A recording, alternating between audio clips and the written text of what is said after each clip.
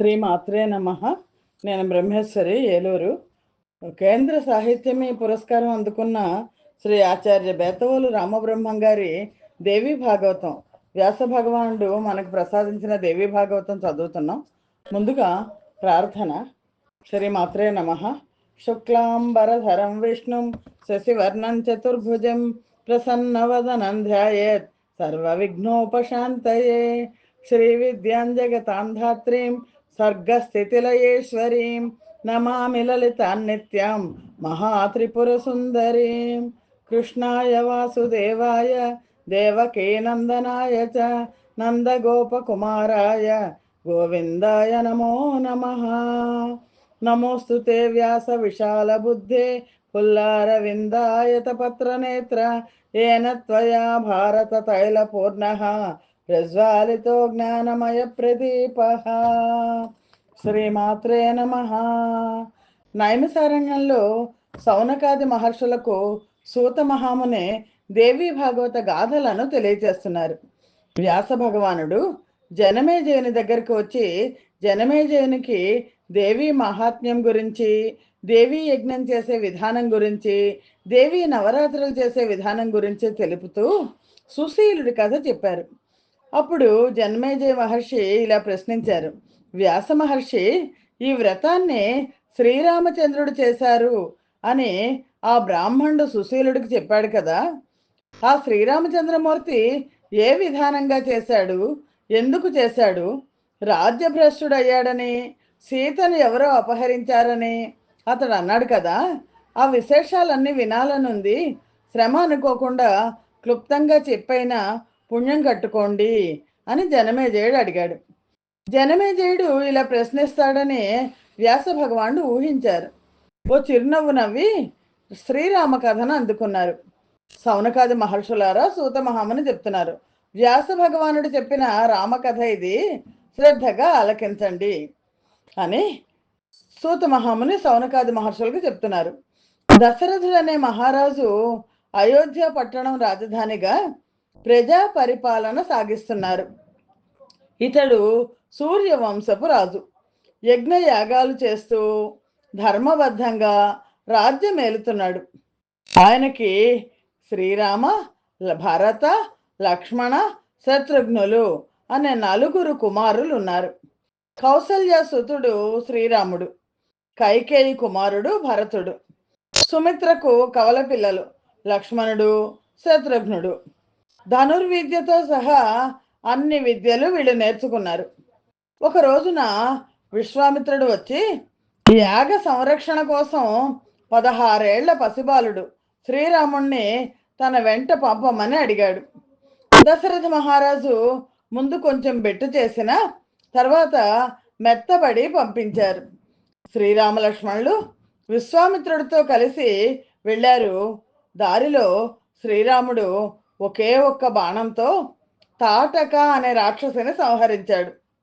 సుబాహుణ్ణి సంహరించాడు. మారీచుణ్ణి ఎగరగొట్టాడు. యాగ సంరక్షణ చేశాడు. అటు నుంచి ఆ కౌశికుడితో కలిసి మిథిలా నగరానికి వెళ్ళారు వాళ్ళు. దారిలో అహల్యకు శాప విమోచనం కలిగించాడు. శ్రీరామచంద్రమూర్తి శివ ధనుర్భంగం చేసి సీతమ్మవారిని వివాహం చేసుకున్నాడు. లక్ష్మణుడు ఊర్మిళను పరిణయమాడాడు. జనకుడి సోదరుడు కుశధ్వజుడు ఆయన కూతుళ్లను మాండవి, శృతకీర్తులను భరతుడు, శత్రుఘ్నుడు వివాహమాడారు. దశరథుడు శ్రీరాముడికి పట్టాభిషేకం చేయాలి అనుకున్నాడు. ఏర్పాట్లన్నీ జరిగాయి. కానీ కైకేయి పాత వరాలను రెండింటిని అప్పుడు అడిగింది. భరతుడికి పట్టాభిషేకం జరగాలి అని, శ్రీరాముడు 14 ఏళ్ళు వనవాసం చెయ్యాలి అని కోరింది ఆవిడ. సీత లక్ష్మణులతో కలిసి దండకారణ్యాలకు వెళ్ళాడు రాముడు. పుత్ర విరహం తాళలేక దశరథుడు అసువులు బాశాడు. భరతుడు పట్టాభిషేకం చేసుకోవడానికి తిరస్కరించాడు. శ్రీరాముని పాదుకలనే మహారాజుగా పెట్టి భరతుడు రాజ్యపాలన కొనసాగించాడు. 14 సంవత్సరాల పాటు శ్రీరామచంద్రుడు లక్ష్మణుడు సీతాదేవి వనవాసం చేశారు. పంచవటిలో రామలక్ష్మణులు శూర్పణకు శూర్పణకకు ముక్కు చెవులు కోసేశారు. ఖరుడు మొదలైన రాక్షసులు 14,000 మంది దండయాత్ర చేసి వస్తే శ్రీరామచంద్రమూర్తి ఒక్కడు అనాయాసంగా సంహరించాడు, జయలక్ష్మిని వరించాడు. రాక్షస సంహారానికి సంతోషించిన మునులంతా శ్రీరామచంద్రుణ్ణి లక్ష్మణుణ్ణి దీవించారు. శూర్పణఖ లంకకు వెళ్ళి తన సోదరుడు రావణాసురుడికి ఈ విషయం అంతా చెప్పింది. సీతాపహరణానికి ప్రోత్సహించింది. దశకంఠుడు మారీసుడు ఆశ్రమానికి వచ్చి అతన్ని బంగారు లేడిని చేసి రాముణ్ణి అడవిలోకి దూరం తీసుకుపోయేట్టు పథకం వేశాడు. బంగారు లేడిని చూసి సీతాదేవి ముచ్చటపడింది. తెమ్మని శ్రీరామచంద్రమూర్తిని కోరింది. శ్రీరాముడు ఏమీ ఆలోచించకుండా దాని వెంట పడ్డాడు. అది మాయలేడి, చిక్కలేదు. చివరికి రాముడు బాణం వేశాడు. ఆ మాయలేడి ప్రాణాలు వదులుతూ హా లక్ష్మణ అని బిగ్గరగా రామకంఠంతో అరిచింది. అది విన్న జానకి సౌమిత్రిని సహాయంగా వెళ్ళమంది. నిన్ను ఒంటరిగా విడిచిపెట్టి వెళ్ళను, శ్రీరాముడికి ఏ ప్రమాదము జరగదు అని లక్ష్మణుడు చెప్పినా సీత వినిపించుకోలేదు. పైగా శంకించి తూలనాడింది. విధి లేక లక్ష్మణుడు సీతను ఒంటరిగా వదిలి వెళ్ళాడు. రావణుడు భిక్షు రూపంలో సీతాదేవిని సమీపించాడు. ఆమె కథ అంతా అడిగి తెలుసుకుని నిజ రూపం చూపించాడు. లంకేశోహం మరాళాక్షి శ్రీమాన్ మండోదరీపతి త్వత్కృతే తు కృతం రూపం మయేత్థం శోభనాకృతే అన్నాడు. నీ స్వయంవరానికి మీ తండ్రి నన్ను కూడా పిలిచాడు. అయితే రుద్ర చాపానికి భయపడి నేను రాలేదు. అప్పటి నుంచి నీ మీద నాకు మనసుంది. నన్ను చేపట్టు, ఈ కష్టాలు ఏం పడతావు, నాతో వచ్చి దివ్య భోగాలు అనుభవించు. నీకు తగినవి అవే కానీ ఈ కష్టాలు కడగళ్ళు కాదు. నువ్వు ఇలా వనవాసం చేస్తున్నావని తెలిసి అలనాటి నా అనురాగాన్ని మళ్ళీ స్మరించుకొని నీ కోసం వచ్చాను. నా శ్రమను సఫలం చెయ్యి అన్నాడు. వనేత్ర సంస్థితాం శ్రుత్వా పూర్వానురాగమోహిత ఆగతో స్మృసితాపాంగి సఫలం కురు మే శ్రమం. ఆ రూపానికి ఆ ప్రసంగానికి సీతాదేవి భయ విహ్వల అయింది. ధైర్యం కూడదీసుకొని కఠినంగా బదులు చెప్పింది. పౌలశ్చ, ఓ పులశ్చ మహాముని కుమారుడా, ఏంటి నీకు దుర్బుద్ధి? నేనెవరనుకుంటున్నావు? జనక మహారాజు కూతుర్ని. నా శ్రీరాముడు వచ్చి నిన్ను చంపకముందే లంకకు పారిపో, నా కోసమని అనవసరంగా చచ్చిపోకు అంటూ సీతాదేవి తన పర్ణశాల లోపలికి అగ్నిహోత్రం సన్నిధికి వెళ్ళిపోయింది. రావణుడు వెంబడించి బలాత్కారంగా ఆవిడ్ని పట్టుకుని రథంలో కూర్చోబెట్టుకున్నాడు. రామ లక్ష్మణ అంటూ సీతాదేవి దారుణంగా విలపించింది. రథం ఆకాశానికి లేచింది. లంక వైపు దూసుకు వెళ్తోంది. జటాయువు రావణాసురుణ్ణి ఎదిరించి నిహతుడయ్యాడు. సీతను తీసుకెళ్ళి రావణుడు లంకలో అశోకవనంలో కూర్చోబెట్టాడు. రాక్షసీ గణాన్ని కాపలా పెట్టాడు. మాయలేడిని చంపి తిరిగి వస్తున్న శ్రీరాముడికి సౌమిత్రి ఎదురయ్యాడు. జరిగింది చెప్పాడు. ఇద్దరు త్వరగా పర్ణశాలకు వచ్చారు. సీత కనిపించలేదు. అడవంతా గాలించారు, బోరున విలపించారు. కొన ప్రాణంతో ఉన్న జటాయువు జరిగిన సంగతి చెప్పాడు. ప్రాణాలు విడిచిపెట్టాడు.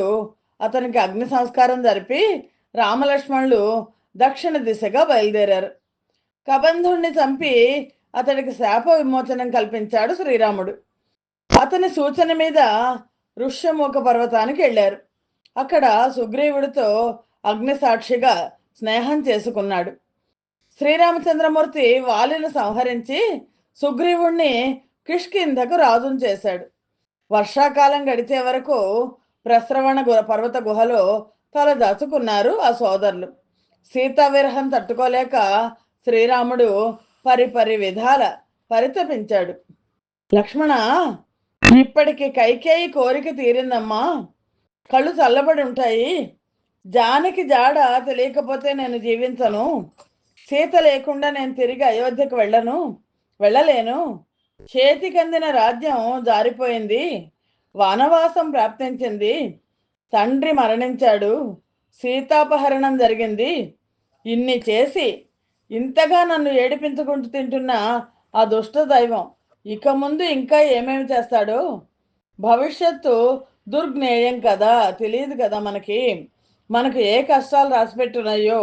సూర్యవంశంలో పుట్టి రాజపుత్రులమై ఉండి ఇలా అడవుల్లో పడి ఏడుస్తున్నావు.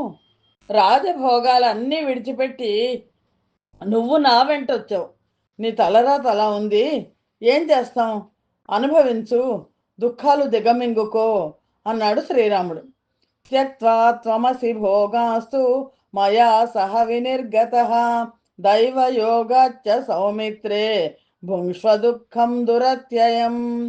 తమ్ముడు, మన వంశంలో నా అంతటి దురదృష్టవంతుడు, దుఃఖభాజనుడు మరొకడు గతంలో లేడు, భవిష్యత్తులో ఉండడు. ఏమి చేయడానికి దారి కనబడటం లేదు. ఈ దుఃఖ సాగరం నుంచి బయటపడడానికి తరుణోపాయం కనిపించడం లేదు. నువ్వు తప్ప నాకు మరో సహాయకుడు కూడా లేడు. ఎవరిని ఏమని ఏమి ప్రయోజనం? నా తలరాత ఇలా ఉంది అంతే అన్నాడు శ్రీరామచంద్రమూర్తి. నన్ను వివాహం చేసుకుని వైదేహి కష్టాల పాలైంది. లంకేశుడి ఇంటిలో ఎంతగా విలపిస్తోందో ఏమో. పరమ పతివ్రత సుశీల రావణుడికి లొంగదుగాక లొంగదు. ప్రాణాలైనా వదిలేస్తుంది తప్ప స్వైరిణిలా ప్రవర్తించదు. అతడికి లొంగదు. త్యజేత్ ప్రాణాన్ నియంతృత్వే మైథిలి భరతానుజ న రావణస్య వశగా భవేదితి సునిశ్చితం. జానకి మరణిస్తే శ్రీరామచంద్రుడు చెప్తున్నాడు, నేను మరణిస్తాను. ఈ ప్రాణాలతో ఈ శరీరంతో నాకేమీ పని లేదు. ఇలా శ్రీరాముడు దుఃఖిస్తుంటే లక్ష్మణుడికి కూడా దుఃఖం ముంచుకొచ్చింది. అయినా నిబ్బరించుకుని అన్నగారిని ఓదార్చాడు. రామాయణంలో మనకు కనిపిస్తుంది, శ్రీరామచంద్రమూర్తి ఎప్పుడు దుఃఖంలోకి వెళ్ళినా లక్ష్మణుడు ఓదారుస్తుండేవాడు. అన్నగారిని లక్ష్మణుడు ఓదార్చాడు. అగ్రజ, ఏంటి బేలతనం? నీ వంటి మహావీరులు ఇలా నీరు గారిపోతే ఎలాగా? ధైర్యం తెచ్చుకో. ఆ రాక్షసాధముడు రావణుణ్ణి సంహరించి సీతాదేవిని నేను తీసుకొస్తాను. అధైర్యపడకు. నీ వంటి ధీరులు ఆపదల్లోనూ సంపదల్లోనూ ఒకే రీతిగా నిశ్చలంగా ఉండాలే కానీ సామాన్యుల్లాగా చెల్లించిపోతే ఎలాగా? సంయోగ వియోగాలు దైవాధీనాలు జరుగుతూ ఉంటాయి. దుఃఖపడి ప్రయోజనం ఏంటి? ప్రస్తుతం మనకి రోజులు బాగాలేదు. అందుకని రాజ్యహాని, వనవాసం, సీతాపహరణాలతో కష్టాల పాలయ్యాం. మంచి రోజులు వస్తాయి. అప్పుడు అన్నీ మనకు అనుకూలంగా పరిణమిస్తాయి. రాజ్యాద్యథా వనే వాసో వైదేహ్యాహరణం యథా తథా కాలే సమీచీనే సంయోగోపి భవిష్యతి. కష్టయోగం ఎలా తప్పించుకోలేకపోతున్నామో అలాగే సుఖయోగము తప్పించుకోలేము. ఆ రోజులు వస్తాయి. సీతాదేవి లభించి తీరుతుంది. దుఃఖపడద్దు. కొంచెం ఓపిక పట్టు. సుగ్రీవుడి వానర సైన్యం దశ దిశలకు వెళ్తోంది. సీతమ్మ జాడ తెలుసుకువచ్చి మనకు చెప్తారు. అప్పుడు నేనే స్వయంగా వెళ్ళి ఆ రాక్షసుడిని చంపి సీతాదేవిని తీసుకొస్తాను. లేదా భరతుడినో జనక మహారాజునో ససైన్యంగా రమ్మని రావణుడి మీదకు దండెత్తి సంహరించి జానకీదేవిని తెస్తాం. మన వంశంలో రఘుమహారాజు కేవలం ఒకే ఒక్క రథంతో బయలుదేరి దశ దిశలు జయించాడు. అలాంటి వంశంలో జన్మించాం మనం. నువ్వేంటి ఇలా డీలా పడిపోతున్నావు? నేనొక్కడనే సకల సురాసురులను జయించగలను. అటువంటిది నిస్సహాయుడిగా ఉండి ఒక దుష్ట రావణుణ్ణి సంహరించలేనా? రఘురామ, సుఖం తర్వాత దుఃఖం, దుఃఖం తర్వాత సుఖం చక్రనేమి క్రమంలో వస్తుంటాయి. అంతేకాని ఏ ఒక్కటో కలకాలం ఉండిపోదు. అయితే కష్టాలు సుఖాలు వచ్చినప్పుడు మనోధైర్యాన్ని పోగొట్టుకుంటే ఇంకా ఆ మనిషి శోకసాగరంలో మునిగిపోతాడు తప్ప ఎప్పుడూ సుఖపడలేడు. ఆ మాట మర్చిపోకు అన్నాడు లక్ష్మణుడు. సుఖస్యానంతరం దుఃఖం, దుఃఖస్యానంతరం సుఖం, చక్రనేమిరివైకం తన్న భవేద్రఘునందన, మనోతి కాతరం యస్య సుఖ దుఃఖ సముద్భవే, శోక సాగరే మగ్నో న సుఖీ స్యాత్ కదాచన, న సుఖీ స్యాత్ కదాచన. ఇంద్రుడంతటి వాడికి సింహాసనం పోయింది. నహుషుడు అధిష్ఠించాడు. ఇంద్రుడు భయపడి పారిపోయి కొన్ని సంవత్సరాల పాటు అజ్ఞాతవాసం చేశాడు. నహుషుడేమో సుఖాలకు కన్నుగానక మహర్షులను అవమానించి శచీదేవిని కాంక్షించి సర్వభ్రష్టుడయ్యాడు. శాపాలకు గురయ్యాడు. అందుకనే కష్టాలకు దుఃఖపడకూడదు, గట్టెక్కే ఉద్యమం చేయాలి. అన్నయ్య, నువ్వన్నీ తెలిసిన వాడవు, జగదేక వీరుడివి, నీకు నేను చెప్పాలా? ఇలా దుఃఖించడం ఎంతమాత్రం సమంజసంగా లేదు. లే, ధైర్యం తెచ్చుకో, దుఃఖాన్ని పిరికితనాన్ని మనస్సు నుంచి దులిపేసుకో అని లక్ష్మణుడు అన్నాడు. లక్ష్మణ ప్రబోధంతో శ్రీరామచంద్రమూర్తి శోకం నుంచి తేరుకున్నాడు. ధైర్యం కూడగట్టుకున్నాడు. మామూలు మనిషి అయ్యాడు. సరిగ్గా అదే సమయానికి నారద మహర్షి తన మహతే వీణపై బృహద్రథ సామను పలికించుకుంటూ ఆకాశం నుంచి దిగొచ్చారు. శ్రీరామచంద్రమూర్తి లేచి నిలబడి స్వాగత సత్కారాలు జరిపారు. అర్ఘ్యపాద్యాలు ఇచ్చి పూజించారు. శిలావేదికపై కూర్చోబెట్టాడు. చేతులు కట్టుకుని చెంత నిలబడ్డాడు. ఇద్దరిని కూర్చోమన్నాడు నారదుడు. కుశల ప్రశ్నలు వేశాడు. రఘువర, సురలోకంలో విన్నాను, పరమసాధ్వి సీతాదేవిని రావణాసురుడు అపహరించుకుని వెళ్ళాట కదా. మూర్ఖుడు తనకు మరణం ఆసన్నమైంది అని తెలుసుకోలేక అపహరించాడు. శ్రీరామ, అసలు నువ్వు జన్మించిందే రావణ సంహారం కోసం. అందుకే సీతాపహరణం జరిగింది. పూర్వజన్మలో వైదేహి ఒక ముని కన్యక, గొప్ప తపస్విని. రావణుడు కామాంధుడై అప్పుడు ఆమెను వాంఛించాడు. నాకు భార్య ఒక అని నిరోధించాడు. జుట్టు పట్టుకున్నాడు. తపస్సుని కోపం వచ్చింది. రావణ స్పర్శతో కలుషితమైన శరీరాన్ని అగ్నికి ఆహుతి చేయాలని నిశ్చయించుకొని రావణుణ్ణి శపించింది. దుర్మార్గుడా, నీ నాశనం కోసం నేను మళ్ళీ పుడతాను, అయోనిజగా జన్మిస్తాను అంటూ అగ్నిలో దూకేసింది. అదిగో ఆ తపస్విని సీతగా జన్మించింది. రమాంస సంభూత లక్ష్మీదేవి. ఒళ్ళు మరిచి సర్పాన్ని దండగా వేసుకున్నట్టు రావణుడు వంశనాశనం కోసం సీతాదేవిని అపహరించాడు. మరో రహస్యం చెప్తాను విను. శ్రీరామచంద్ర, నువ్వు సాక్షాత్తు శ్రీ మహావిష్ణువు, సావు పుట్టుకలు లేనివాడివి. అయితేనేమి, దేవతల ప్రార్థనను మన్నించి రావణ వధ కోసం రఘురాముడిగా అవతరించావు. మానవ జన్మ ఎత్తావు కాబట్టి మానవుడిలాగా విలపిస్తున్నావు. అంతే, ధైర్యం వహించు. అక్కడ లంకలో సీతాదేవి రేయింబవళ్ళు నిన్నే ధ్యానిస్తూ నీ రాక కోసం ఆశగా ఎదురు చూస్తోంది. ధర్మపరురాలై సాధ్వీ నియమాలను పాటిస్తూ నీ కోసం విలపిస్తోంది. ఇదంతా దేవతల కోసం జరుగుతోంది కనుక దేవేంద్రుడు స్వయంగా కామధేను పాలను బంగారు గిన్నెలో సీతాదేవికి అందించాడు. ఆ అమృతాన్ని జానకీమాత స్వీకరించింది. అందుకని ఆవిడికి ఆకలి దప్పికల బాధ లేదు. నేను వెళ్ళి చూసి మరీ వచ్చాను. నారద మహర్షి చెప్తున్నారు. అది అలా ఉంచు. రావణాసురుడు సామాన్యుడు కాడు, మహాబలశాలి, వరగర్వితుడు. అతన్ని సంహరించేందుకు నేను ఒక ఉపాయం చెప్తాను, ఆలకించు. ఇదిగో ఆశ్వేత మాసం వచ్చింది, శరదృతువు ప్రారంభమవుతోంది. ఇప్పుడే ఆరంభించి దేవీ నవరాత్ర వ్రతం శ్రద్ధగా చెయ్యి. ఉపవాస దీక్షతో నిర్వహించు. జపాలు హోమాలు జరిపించు. జగన్మాతకు జంతు బలి ఇయ్యి. ఇది కామ్యార్చన, కోరికలు సిద్ధిస్తాయి. దశాంశం హవనం చెయ్యి. ఈ వ్రతాన్ని పూర్వకాలంలో త్రిమూర్తులు, దేవేంద్రుడు చేసి అమోఘ వరాలను పొందారు.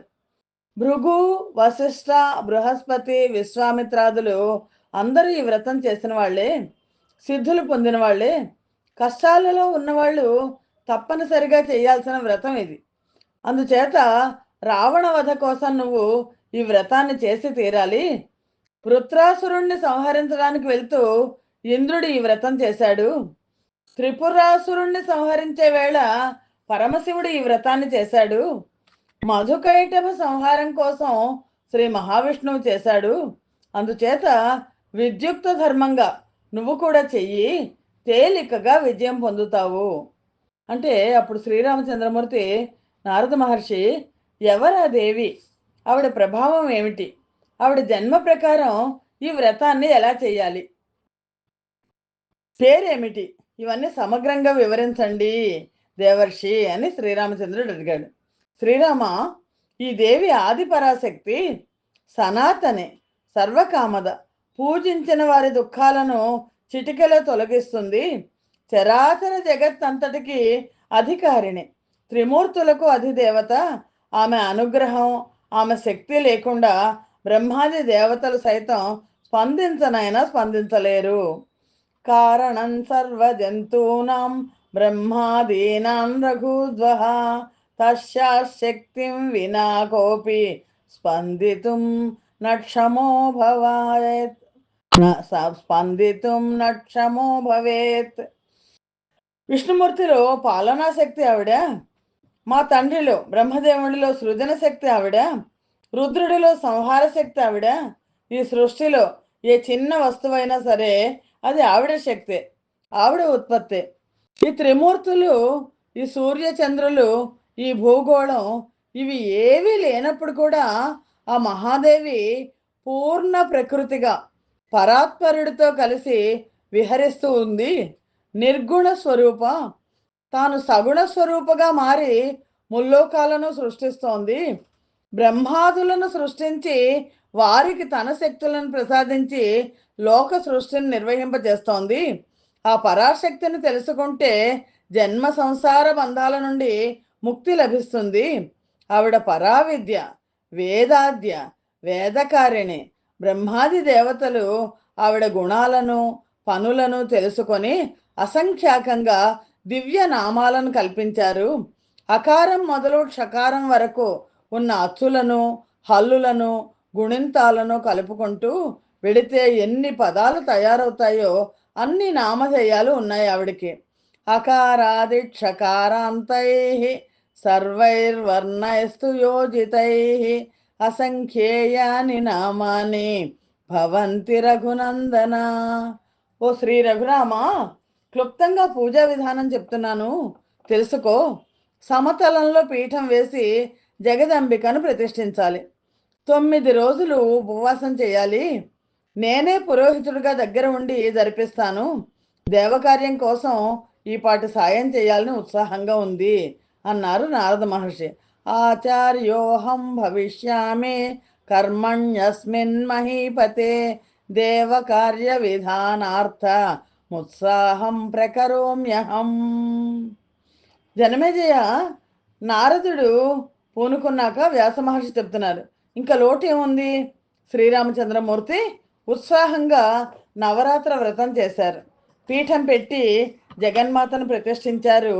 హోమము, మంత్రజపము, బలిదానము జరిగాయి. ఉపవాస దీక్షతో భక్తి శ్రద్ధలతో నిత్యార్చనలు జరుపుతున్నాడు శ్రీరామచంద్రమూర్తి. అష్టమి రాత్రి స్వప్నంలో జగదంబిక దర్శనం అనుగ్రహించింది. సింహారూఢై గిరిశృంగంపై నిలబడి మేరు గంభీర కంఠంతో జగదీశ్వరి పలికింది, రామ రామ మహాబాహో తుష్మా స్మృజ్య తుష్టా స్మృజ్య వ్రతేన తే ప్రార్థయస్వ వరం కామం ఎత్తే మనసి వర్తతే. మహావీర రఘురామ, నీ భక్త శ్రద్ధలకు మెచ్చాను. కావలసిన వరం కోరుకో, ఇస్తాను. నువ్వు నారాయణాంశ సంభూతుడివి. రావణ వధ కోసం దేవతల కోరిక మీద మానవుడిగా జన్మించావు. పూర్వకాలంలో మత్స్యాది అవతారాలు ధరించి దుష్ట శిక్షణ చేశావు, శిష్ట రక్షణ చేశావు.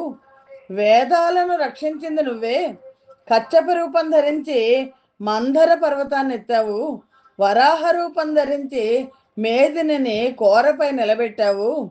నరసింహావతారం ధరించి హిరణ్యకశిపుణ్ణి చీల్చి చెండాడావు, ప్రహ్లాదుణ్ణి కాపాడావు, వామనావతారంతో బలిచక్రవర్తిని కికురించి త్రివిక్రముడిగా విజృంభించావు, పరశురాముడిగా క్షత్రియులను జయించావు, భూమిని అంతటిని కశ్యపుడికి ధారపోసావు, ఇప్పుడు దశరథ రాముడిగా జన్మించావు.